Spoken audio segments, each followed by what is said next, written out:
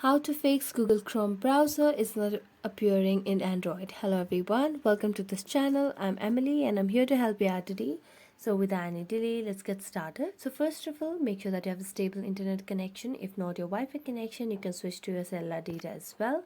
Then go to the Play Store application just to make sure that you have an updated version of the Google Chrome application on your device. So let's search for Google Chrome over here. Now, as you can see, the app is updated to its latest version on my device as I don't have the option of update available. So I'm going to go back and then make a long press on the Google Chrome, then tap on App Info. So as you can see, you can have the option of clear data at the bottom right corner of the screen. Tap on that and you can clear cache, and if it's convenient for you, you can also clear all data. Then tap on app permission and make sure that you have toggled on all the required options over here. Then go back and you can now just fix your Google Chrome browser not appearing. So thank you so much for watching this video. If you enjoyed watching it, don't forget to like, subscribe and hit the bell notification for more updates. That's it for today. See you next time.